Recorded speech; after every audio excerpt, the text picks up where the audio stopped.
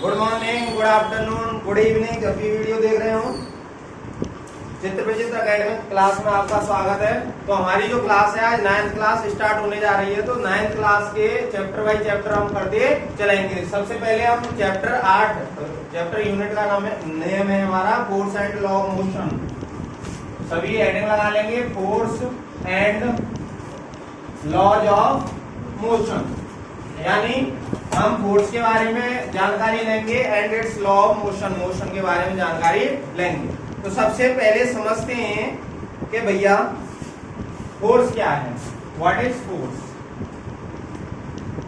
Force को simply मैं कह सकता हूं pull and push, pull and push of an object, of an object. किसी को खींचना और धकेलना क्या कहलाता है भैया, फोर्स कहलाता है।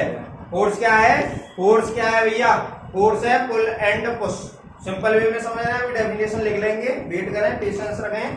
तो पुल एंड पुश क्या कहलाता है, फोर्स कहलाता है। इसको हिंदी में कहते हैं इसको बल। तो इसका जो एसआई यूनिट होता है वो होता है भैया न्यूटन। एसआई यूनिट क्या होता है इसका, न्यूटन। इसका एसआई मात्रक होता है भैया न्यूटन। तो फोर्स की डेफिनेशन देखें, any action which cause pull hit और push on an object. Any action,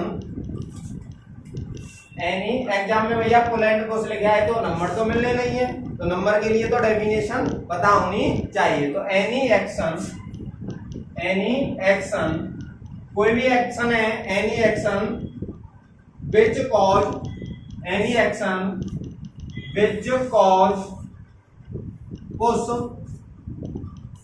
hit और push क्या करेगी, या तो पुल करेगी या पुश करेगी या फिर हिट करेगी। Any action which cause push, hit और पुश।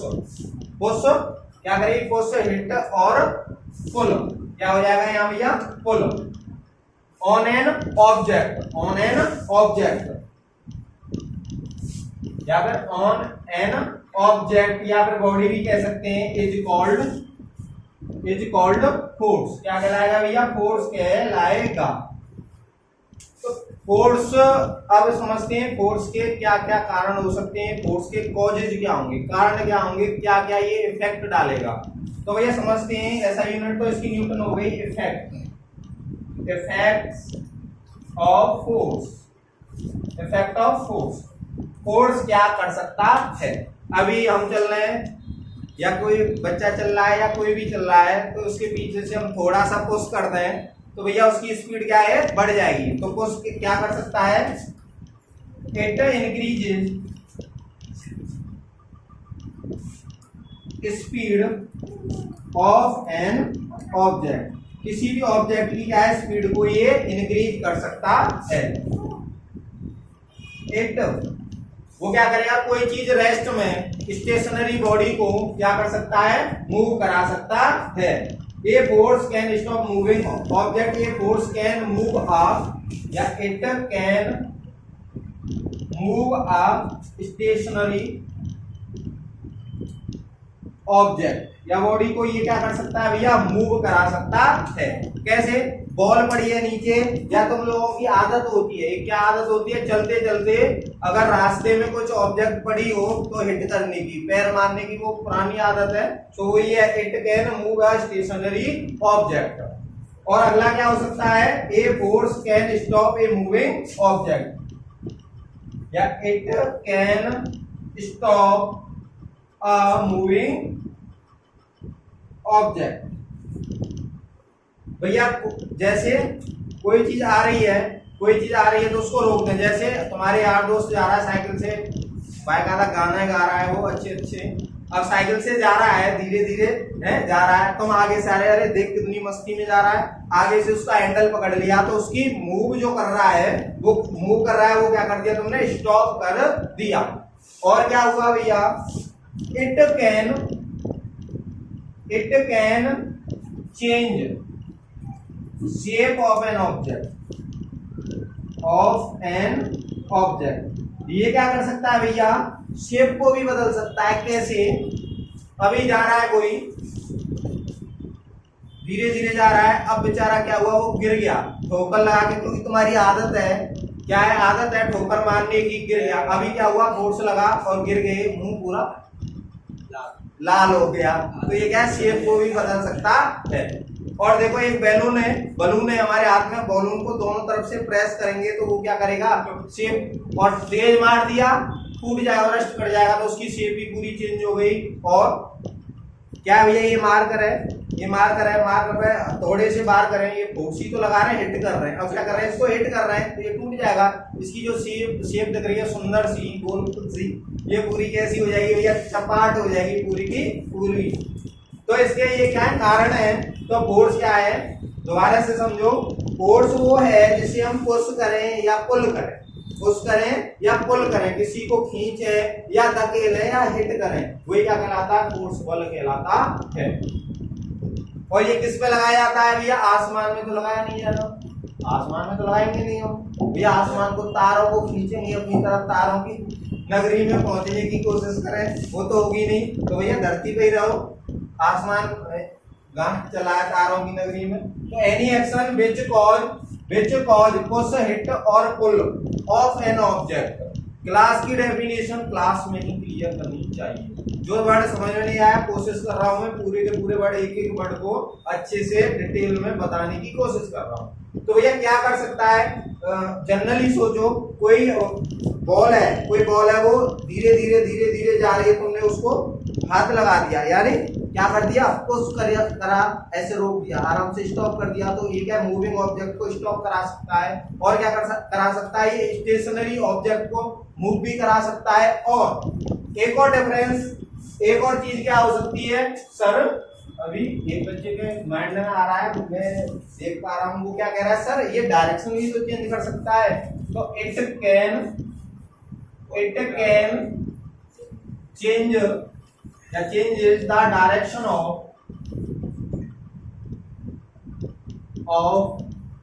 moving object या stationary object, कुछ भी लोग मूविंग ऑब्जेक्ट, ये क्या करा सकता है, मूविंग ऑब्जेक्ट की डायरेक्शन को भी चेंज करा सकता है। कैसे भैया, अभी युवराज सिंह खेल रहे हैं, पाकिस्तान बॉलर बॉल करा रहा है, भाग के आ रहा है और स्पीड से है, उसमें तो आजकल बारिश बहुत आ रही है, तो धीरे धीरे भैया भाग रहा है, वो बॉल भी उसने 90 की स्पीड से फेंकी, किसकी से, 90 की स्पीड से फेंकी। अभी युवराज सिंह ने बॉल बैट लिया और उसको हिट कर दिया, अब हिट कर दिया तो वो कहां पहुंच गई बॉल, स्टेडियम पार। अभी जा तो रही थी सीधी और उसकी डायरेक्शन को क्या कर दिया, चेंज, क्या करके, फोर्स लगाकर, क्या किया उसने, हिट, क्या किया उसने, हिटमैन, इसीलिए रोहित शर्मा को हिटमैन भी कहा जाता है। तो भैया it can changes the direction of moving object. अभी यहां तक कॉपी करो फास्ट।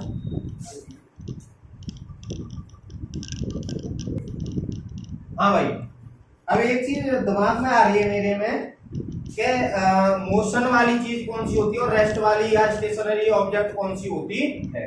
देखो मोशन और रेस्ट को डिफाइन करेंगे तो ये क्या रिलेटिव टर्म है, मोशन और rest. When an object change its position, यदि कोई ऑब्जेक्ट अपनी चेंज कर रहा है, when an object changes its position with respect to atmosphere या surrounding and time, टाइम के साथ कोई भी चीज में या वस्तु में बदलाव आ रहा है, उसकी पोजीशन में बदलाव आ रहा है तो वो मोशन में।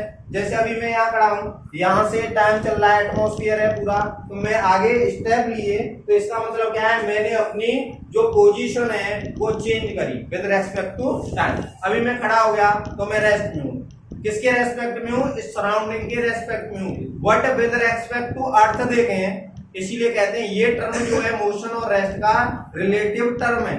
यदि मैं अर्थ के विद रेस्पेक्ट टू देखूं तो मैं मोशन में हूं, क्योंकि अर्थ क्या करती है, रोटेट करती है और रिवॉल्व करती है, दोनों के दोनों करती है, तो हम किसमें, मोशन में। अभी कोई यात्री ट्रेन में बैठा है, यदि कोई यात्री ट्रेन में, पिछले चैप्टर नहीं है बट इसमें क्या है, मोशन और स्टेशनरी है, तो बताना जानना बहुत जायज हो जाता है। जैसे समझो अब रेस्ट है, when an object does not change its position with respect to time or surrounding, time और सराउंडिंग के अकॉर्डिंग यदि कोई ऑब्जेक्ट अपनी अवस्था में बदलाव ना लाए, जैसे अभी इस मार्कर को हम यहाँ लटका जाए, इस पे यहाँ चिपका जाए, तो कल आएंगे ये चिपका ही मिलेगा बेचारा है ये कहेगा भैया मुझे खोलो, ये आवाज तो लगाएगा नहीं। तो ये क्या है, रेस्ट में रहेगा। रेस्ट में जो तुम जाओ अपने घर, हम अभी आराम पे हैं, यानी म्यूट मोड में है ना, म्यूट मोड पे लगा दिए। तो ये क्या हुई, रेस्ट। और स्टेशनरी ऑब्जेक्ट किसको कह सकते हैं, जो अपनी अवस्था में चेंज ना लाए, यानी do not change its position with respect to time और सराउंडिंग। सराउंडिंग के साथ अपनी अवस्था में जो बदलाव ना लाए वो स्टेशनरी ऑब्जेक्ट होती है। और क्या है, मोशन वाली कौन सी होती है, जो व्हेन एन ऑब्जेक्ट, जब कोई object change its position with respect to time और सराउंडिंग, तो वो किसमें कहलाती है, मोशन में कहलाती है। भैया मुझे लगता है आपने ये कॉपी कर लिया होगा।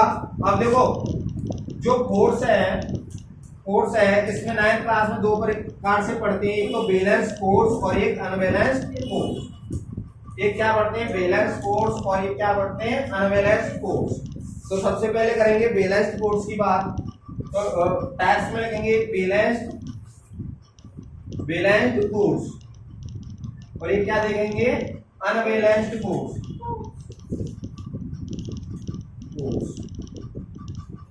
तो देखो बैलेंस्ड फोर्स, पहला हेडिंग लगा लेंगे भैया सभी अपनी नोटबुक में, बैलेंस्ड फोर्स। अब बैलेंस्ड फोर्स होता क्या है, पहले तो समझ लो।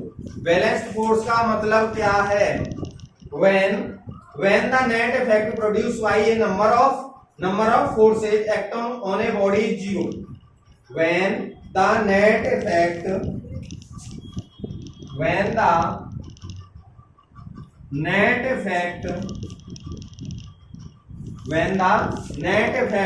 produced by a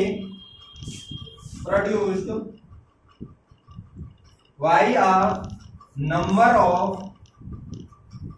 of forces is zero, यानी उनका नेट इफेक्ट, जितने भी फोर्स लग रहे हैं उनका नेट इफेक्ट क्या हो जाए, किसी बॉडी पर जीरो हो जाए, तो वो बैलेंस्ड फोर्स कहलाता है, बैलेंस्ड फोर्स कहलाता है। Then the forces are said to be balanced force. Then the force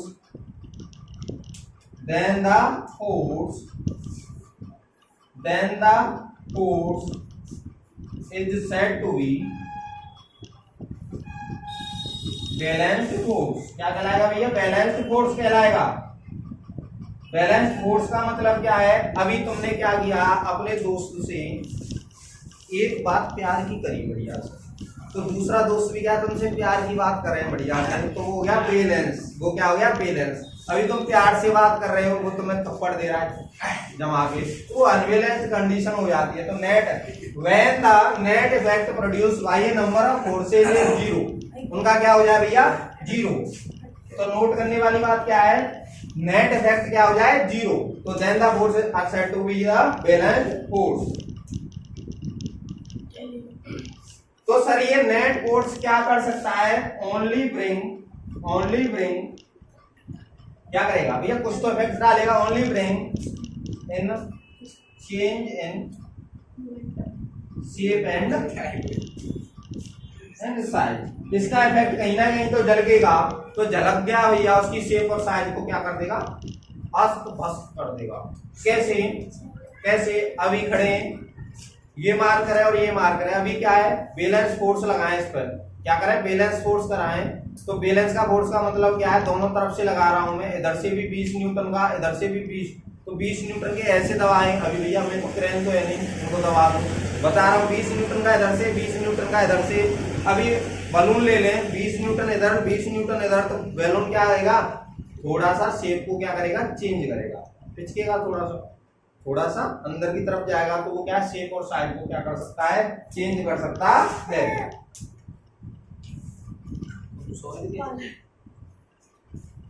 अब देखो, अभी क्या है, एक वुडन का ब्लॉक है, ये वही सरफेस, एक वुडन का क्या है, ब्लॉक है, ये वुडन का है भैया ब्लॉक, ये वुडन का ब्लॉक है। अभी क्या है, एक रस्सी इधर बांधी ए, एक रस्सी इधर बांधी बी, दोनों खींच रहे हैं इसको, दोनों खींच रहे हैं। इधर भी क्या है, 30 न्यूटन का बल लगा रहे हैं, इधर से भी 30 न्यूटन का बल लगा रहे हैं। अभी ये क्या करेगा, अपनी पोजीशन चेंज करेगा? नहीं करेगा, क्योंकि दोनों के नेट इफेक्ट क्या है, जो एफ ए है, ये क्या है, एफ बी। तो F A is equal to F B, दोनों के दोनों जो बल हैं वो बराबर हैं, तो ये क्या करेगा भैया, अपनी पोजीशन में तो चेंज लाएगा नहीं, बट इसकी शेप चेंज हो सकती है।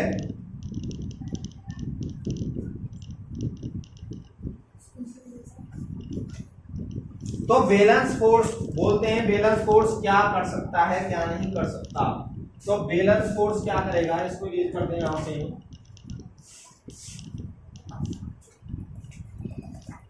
अ बैलेंस फोर्स, एक नंबर में बन सकता है ये balance force, do not change, क्या नहीं करेगा, एक तो भैया उसकी स्टेट,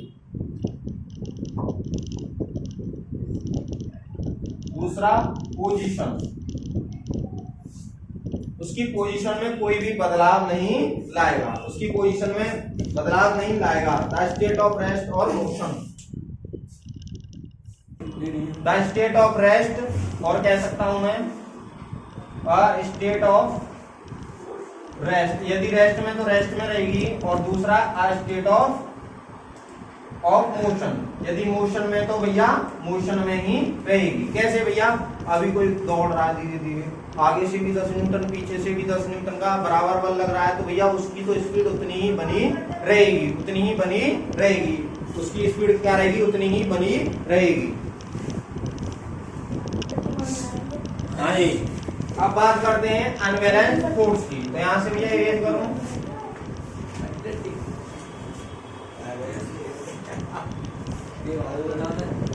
और किसकी बात करेंगे भैया, अनबैलेंस फोर्स की। Unbalance force, when the net effect produced by a number of forces is non-zero, then it is said to be a unbalanced force। Unbalance force क्या कहलाएगा भैया, अनबैलेंस फोर्स कहलाएगा। When the net effect produced by a number of forces is non-zero, then the force is said to be the unbalanced force।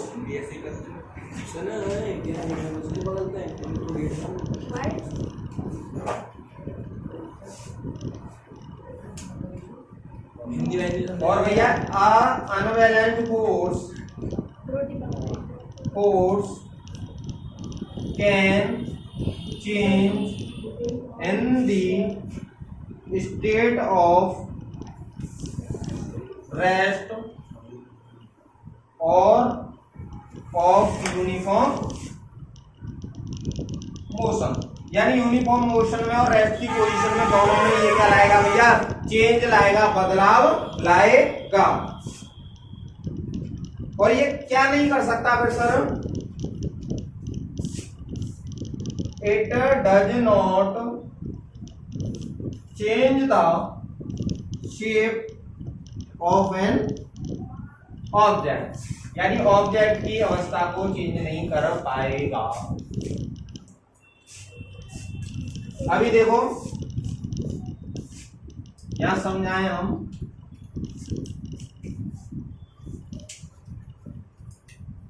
समझो, ये refrigerator,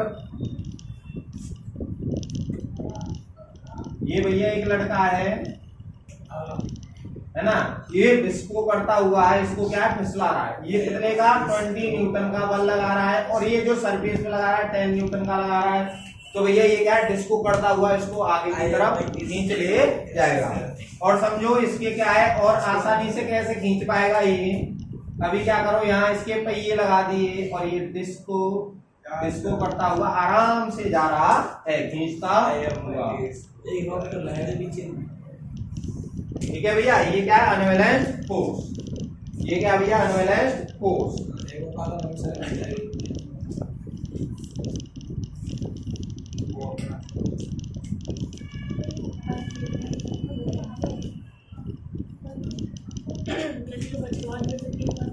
एक NCERT में आता है tug of bar. Tug of बार का मतलब है रस्सा कसी के गेम में, खेल में यदि दो टीम लग रही है, एक रस्सा कसी का गेम चल रहा है, यहाँ भैया थोड़ी सी रेस करते हैं, यहाँ रस्साकसी का गेम चल रहा है। अभी क्या है यहाँ,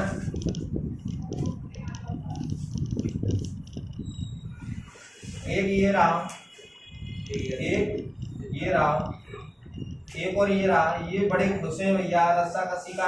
ये भैया दर्शक हैं यहाँ बैठे हैं, ताली पीट रहे हैं, ताली है ना, क्लैपिंग कर रहे हैं। ये यहाँ लगा रहा है, ये वाले यहाँ लगा रहा है भैया, ठीक है। अभी ये क्या है, ये यहाँ ऐसे बाउंड्री थी, ये यहाँ सेंटर पॉइंट है। अभी क्या हुआ, अभी देखो इनमें गेम कराते हैं, 20 न्यूटन दोनों के दोनों बल लगा रहे हैं। अभी इधर भी खींच रहे हैं, इधर भी खींच रहे हैं, पर रस्सा इधर उधर टच से मच नहीं हो रहा है। अभी क्या करें, ये हो गया भैया बैलेंस। अभी क्या आया, एक चलता हुआ आया, उसको ये देखा ना जा रहा, तो भैया इतनी देर हो गई, कर क्या रहे हो। अब ये आ गया, तो इसके जुड़ने से ये 10 न्यूटन और लगा दिया, तो रस्सा इधर आ गया। ये हो गया अनबैलेंस्ड फोर्स की स्थिति हो गई। और जो पहले बताई 20-20 लगा रहे वो बैलेंस फोर्स की। अब दर्शक क्या है, इनके दर्शन ये ए टीम थी और ये क्या थी, बी टीम। अब इसके तो भैया मिठाई खाएंगे, हम जीत गए टग ऑफ वार में रस्साकसी के गेम में। तो भैया ये हो गया, ये क्या हो गया भैया, अनबैलेंस्ड फोर्स। तो फोर्स की जो जानकारी थी, जो फोर्स की जानकारी थी वो यहाँ होती है समाप्त। अब आगे चलेंगे लॉज ऑफ मोशन। तो फोर्स की जो छोटी मोटी जानकारी थी वो हो गई भैया खत्म।